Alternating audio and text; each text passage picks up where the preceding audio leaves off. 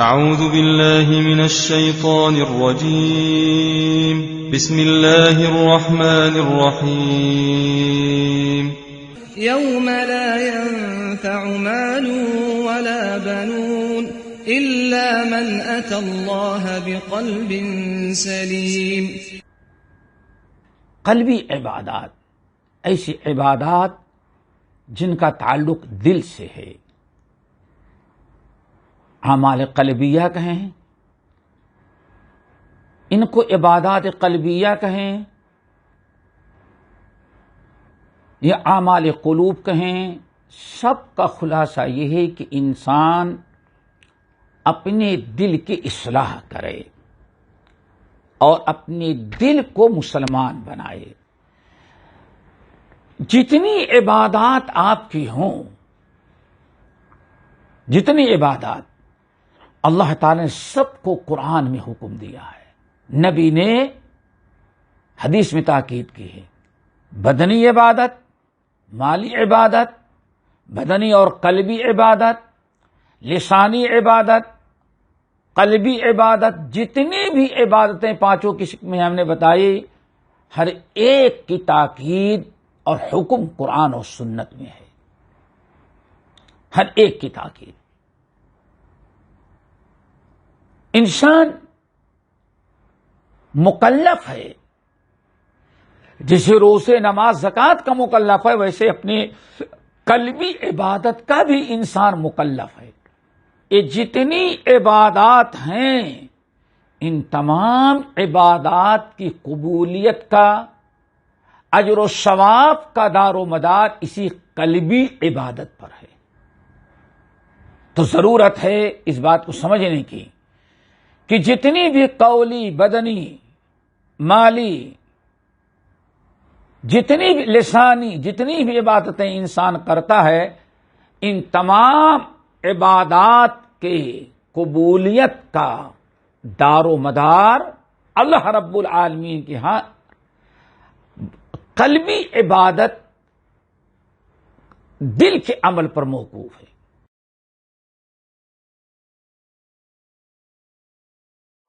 الحمدللہ رب العالمین والصلاة والسلام علی اشرف المرسلین وعلی آلہ واصحابہ اجمعین ومن تبعہم بإحسان الی یوم الدین، اما بعد۔ محترم سامعین، دینی بھائی اور بہنوں، کل ہم نے حدیث نعمان بن بشیر پر تھوڑی سی گفتگو کی تھی۔ اس حدیث کی اہمیت اور عظمت ہم نے بتایا تھا، اور آپ کے سامنے بتانا چاہتے تھے کہ حدیث بڑی عظمت والی ہے، جو آپ سن رہے ہیں اس کو یاد رکھیں۔ آج ہم مختصر تھا آج اس کا ترجمہ ہم پیش کرتے ہیں، اور مختصر سی تفسیر اور تشریح کریں گے اور واضح کرنے کی کوشش کریں گے کہ دل کی اصلاح کتنی ضروری ہے اور کس قدر ہمارے فرائض میں سے ہے۔ نبی علیہ السلام فرما رہے ہیں، لوگو الحلال بین والحرام بین۔ حلال بالکل واضح ہے، کھلا ہوا ہے۔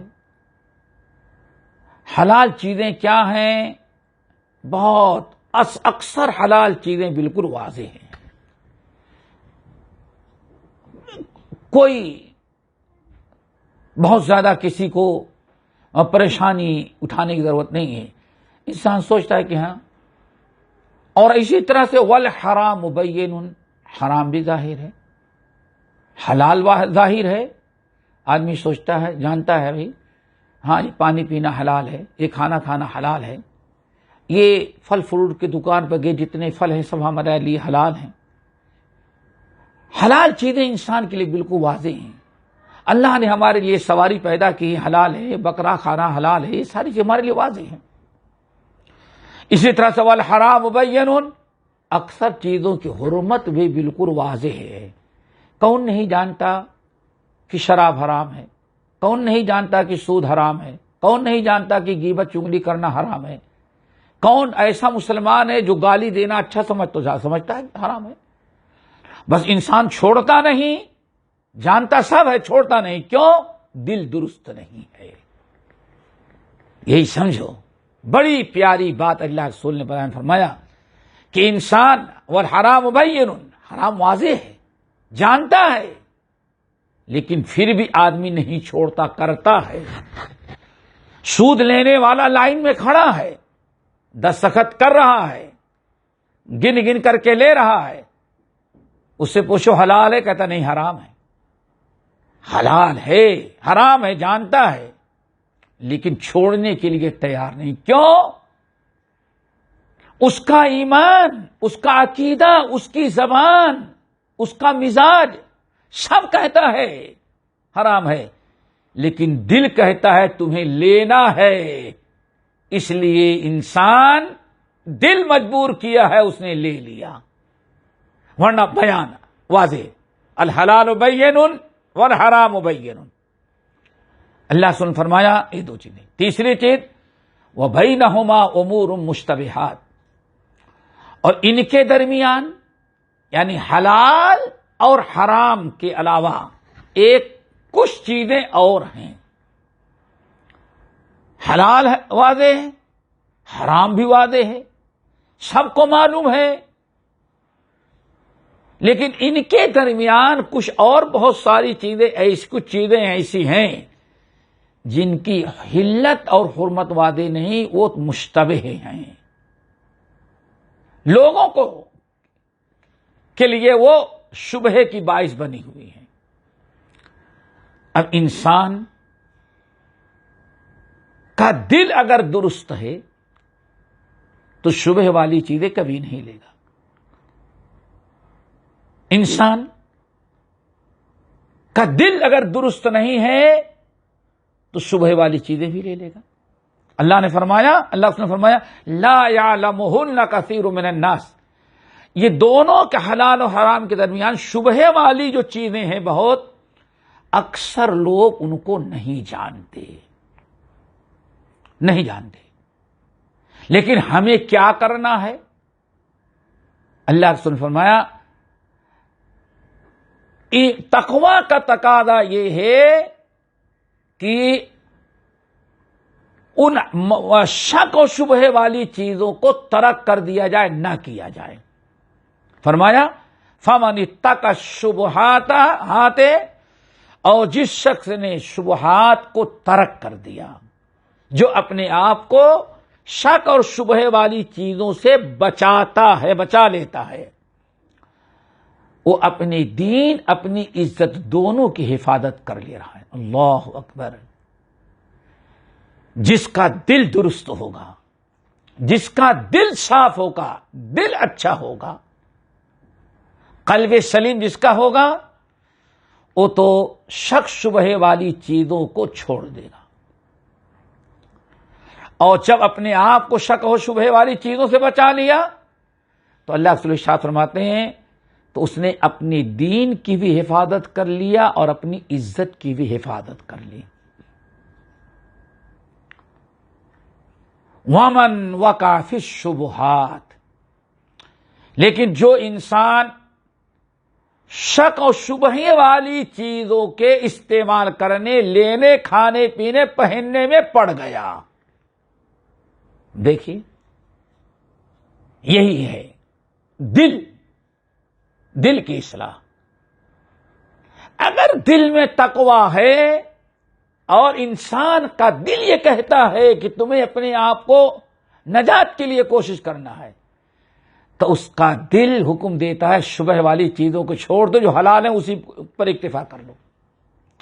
لیکن جب کسی کا دل درست نہیں ہوگا تو اللہ کے رسول نے فرمایا وہ تو ارے بھائی ٹھیک ہے، پتہ نہیں حلال تو حرام کا بھی تو پتہ نہیں ہے، وہ جا کے کر لیا۔ جس شخص نے شک و شبہ والی چیزوں کو استعمال کرنے لگا کیا، اللہ کے رسول نے فرمایا فقد وقع فی الحرام، یقین رکھو کہ وہ کسی نہ کسی دن حرام چیز میں پڑ ہی جائے گا، وہ حرام چیز میں پڑ جائے گا۔ پھر اس کی ایک مثال نبی علیہ السلام نے بڑی پیاری دی، جو بھی شک اور شبہ والی چیزوں میں پڑا تو اللہ نے فرمایا فقد وقع فی الحرام، پھر وہ حرام چیزوں میں بھی پڑ جائے گا. اگلا قدم ہوگا حرام چیزیں بھی کھائے گا، کرے گا، اپنائے گا، قبول کرے گا. اللہ کے رسول نے فرمایا کیسے پڑ جائے گا وہ؟ کیسے پڑ جائے گا؟ کرائی یرعا حول الحما. آپ نے فرمایا شک شبہ حلال پر جائز پر اکتفا کرنے کے بجائے جو انسان شک شبہ والی چیزوں میں مبتلا ہو جاتا ہے اور ان کو بھی کرنے لگتا ہے، اس کی مثال ایسی ہے، ایک چرواہا ہے جو اپنی بکریوں کو چرا رہا ہے، اپنی گائے، اپنے مویشی، اپنے جانوروں کو چرا رہا ہے، اور جہاں اس اپنے جانوروں کو چرا رہا ہے اسی کے بازو میں کسی اور کا باغ ہے، کسی اور کی کھیتی ہے، کسی اور کے درخت ہیں، اور کسی اور نے پودے لگا رکھے ہیں، ہو سکتا ہے کھیتی ہو، زراعت. اللہ کے رسول نے ارشاد فرمایا اگر وہ چرواہا اپنے جانوروں کو بالکل قریب تک، بارڈر تک آنے دے گا تو بہت قریب ہے کہ اس کا جانور دوسروں کی کھیتی میں منہ ڈال کر کے نقصان پہنچائے گا. اب وہ ناجائز کام کیا، کتنا بھی کوشش کرے گا بالکل بارڈر پر، حدود پر کھڑے ہو کر کے، کنارے مڈیر پر کھڑے ہو کر کے اگر کوئی چرواہا اپنے جانوروں کو بالکل گہروں کے کھیتی کے قریب تک آنے دے گا تو اس کے جانور موقع پا کر کے کسی نہ کسی صورت سے دوسرے کا نقصان پہنچا دیں گے. اللہ کے رسول نے فرمایا چرواہے نے کوشش نہیں کی، قریب تک آنے دیا، اس لیے ناجائز عمل ہو گیا، غیروں کی کھیتی کو نقصان پہنچا دیا. آپ نے پھر فرمایا جس طرح سے یہ انسان چرواہا قریب اپنے جانوروں کو لے گیا، اپنے ہی حدود میں تھا لیکن دوسروں کے حدود کے بالکل قریب لے گیا، دوسروں کی فصل کے، تو قریب جانے کے بعد دوسروں کی کھیتی کو نقصان اس کے جانوروں نے پہنچا دیا. ایسے ہی جب کوئی انسان حلال کو چھوڑ کر کے حرام سے دور نہیں رہے گا، شک و شبہ والی چیزوں میں جائے گا تو کبھی تجاوز کر کے حرام چیزوں میں واقع ہو جائے گا. پھر آگے نبی علیہ السلام نے ایک اور بڑی پیاری نصیحت کی. الا سن لو وَإِنَّ لِكُلِّ مَلِكٍ حِمًا الا وَإِنَّ حِمَى اللَّهِ مَحَارِمُهُ. ہر بادشاہ کی ایک چراگاہ، ایک ایریا ہوتا ہے، ایک ایریا ہوتا ہے، کچھ ایسا علاقہ ہوتا ہے جہاں کسی کے جانور کو آنے کی اجازت نہیں دیتا بادشاہ، صرف اس کے اپنے جانور جائیں گے، اس کی حد ہے. اس شاہی جو چراگاہ ہے، شاہی چراگاہ جو ہے کسی کے جانور کا آنا پسند نہیں کرتا، کسی اور کا جانور آنے نہیں دیتا. کیوں؟ بادشاہ نے اپنے لیے اس علاقے کو خاص کر لیا ہے. وہ ملکی اور شاہی چراگاہ ہے، صرف وہی جانور رہیں گے جو شاہی محل کے، شاہ کے، بادشاہ کے ہیں. کسی اور کے جانور کو آنے کی اجازت نہیں. کوئی اور انسان وہاں کا چارہ لے جائے، اس حدود میں داخل ہو، وہ بھی اس انسان کو بھی اجازت نہیں ہے. صرف بادشاہ کا علاقہ ممنوع ہے، کسی اور کے انٹری وہاں نہیں ہو سکتی. اور اگر کوئی چلا جائے کسی کے جانور تو پولیس اور حکومت کے محافظین اسے ہلاک و برباد کر دیتے ہیں. کیوں؟ بادشاہ نے جو اپنے لیے خاص کر رکھا تھا، اپنا علاقہ، اپنی حدیں، وہاں کیوں داخل ہوا وہ؟ اللہ رسول نے فرمایا الا وان محارم اللہ محارم. جب دنیا کا ہر بادشاہ اپنا ایک علاقہ خاص کرتا ہے جہاں کسی اور کا داخلہ ممنوع ہوتا ہے، بادشاہ پسند نہیں کرتا، تو سارے بادشاہوں کا بادشاہ اللہ نے بھی اپنا ایک علاقہ خاص کر رکھا ہے، اپنا ایک علاقہ محفوظ کر رکھا ہے، کسی اور کو وہاں جانے کی اجازت نہیں ہے. پھر آپ نے آگے ارشاد فرمایا لیکن اللہ کا جو علاقہ ہے چراگاہ، وہ دنیا میں نہیں بلکہ وہ حرام چیزیں ہیں، اللہ نے حلال کر دیا اور حرام قرار دے دیا ہے. اے حرام جو ہے، جیسے بادشاہ نے اپنے لیے ممنوع علاقہ کسی اور کے لیے نہیں، صرف ہمارا آئیے، ایسے ہی اللہ تعالی نے حرام چیزیں بیان کی اور ان کو اللہ تعالیٰ نے ایک ممنوع قرار دے دیا کہ کوئی انسان وہاں قدم نہیں رکھ سکتا. اللہ سن لو، وَإِنَّ حِمَ اللَّهِ مَحَارِمَهُ، اللہ رب العالمین کا وہ ممنوع علاقہ جہاں کسی کو قدم رکھنے کی اجازت نہیں ہے، وہ اللہ تعالیٰ کا وہ حرام کردہ چیزیں ہیں. اب اگر کوئی انسان حرام چیزوں میں گیا تو گویا کہ ممنوع علاقے میں داخل ہو گیا، ایسی جگہ وہ گیا جہاں اس کے لیے جانا جائز نہیں تھا. جب کوئی دنیا کا بادشاہ نہیں پسند کرتا تو اللہ بھی قطعاً اس کو نہیں پسند کرتا کہ اس کے ممنوع علاقے میں کوئی جائے. سنو، پھر اللہ کے رسول نے فرمایا الا، حرام چیزیں فلاں فلاں ساری چیزیں بیان کی. ہم نے شروع میں بتایا کہ سارا معاملہ اس حدیث میں کا سارا خلاصہ ہے کہ لوگوں اپنے دل کی اصلاح کرو. اتنی چیزیں بیان کرنے کے بعد پیارے نبی نے فرمایا الا، اے لوگوں سن لو، الا اے لوگوں سن لو، وَإِنَّ فِي الْجَسَدِ لَمُضْغَةً وَإِنَّ فِي الْجَسَدِ مُضْغَةً، اس جسم کے اندر جو اللہ نے تم کو جسم دیا ہے، اس جسم کے اندر ایک گوشت کا لوتھڑا ہے، گوشت کا ٹکڑا ہے، اور ایسا ہے کہ اذا صلحت صلح الجسد، اگر وہ درست ہے تو پورا جسم انسان کا درست ہے. وَإِذَا فَسَدَتْ، اور اگر جسم کا وہ ٹکڑا خراب ہو جائے، گوشت کا وہ لوتھڑا، تو فسد الجسد، کل پورا جسم انسان کا خراب ہو جاتا ہے. الا سن لو، وہ گوشت کا ایک لوتھڑا، ایک ٹکڑا، ایک پیس ہے گوشت کی، کہ وہ درست ہے تو سارا جسم درست ہے، اگر وہ خراب ہو گیا تو سارا جسم خراب ہو جائے. وہ انسان کا دل ہے، وہ تمہارا دل ہے.